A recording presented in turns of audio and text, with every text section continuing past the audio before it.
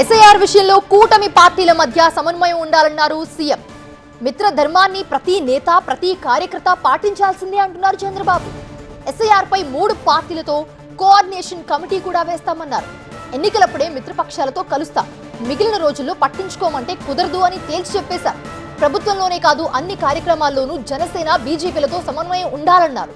పార్టీల మధ్య సమన్వయానికి ఎస్ఐఆర్ మొదటి టెస్ట్ అంటూ చంద్రబాబు కామెంట్ చేశారు. ఇక చాలా మంది అనుచరులను కోరుకుంటున్నారు, కానీ తాను మాత్రం నాయకులను కోరుకుంటున్నారన్నారు చంద్రబాబు. జూలై 14 లోపు 2 సార్లు మ్యాపింగ్ జరిగేలోగా ఓట్ల చేరికలు పూర్తి కావాలన్నారు. ఎస్ఐఆర్ ను అందరూ సీరియస్ గా తీసుకోవాలి, ఎలాంటి నిర్లక్ష్యం ఉండొద్దన్నారు. ఓట్ల చేరికలపై ప్రజలకు అవగాహన కల్పించడం రాజకీయ పార్టీగా మన బాధ్యత అన్నారు సీఎం చంద్రబాబు. ఓటర్ల జాబితా ఆధారంగానే ఎన్నికల్లో వ్యూహాలు అమలు చేయగలం, ప్రణాళికలు సిద్ధం చేసుకోగలం అంటూ నేతలకు దిశానిర్దేశం చేశారు.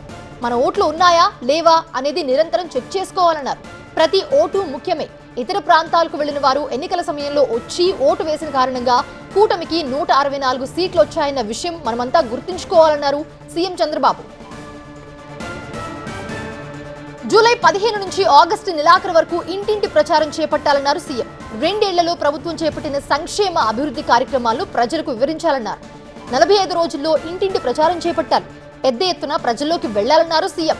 ఇంటింటి ప్రచారంలో తాను కూడా పాల్గొంటాను అని అన్నారు. ఈ సైకిళ్ల మీద వెళ్లి ప్రజల్ని కలవాలన్నారు సీఎం చంద్రబాబు. నామినేటెడ్ పార్టీ పదవుల్లో సోషల్ రీ ఇంజనీరింగ్ చేపడుతున్నామన్నారు సీఎం చంద్రబాబు.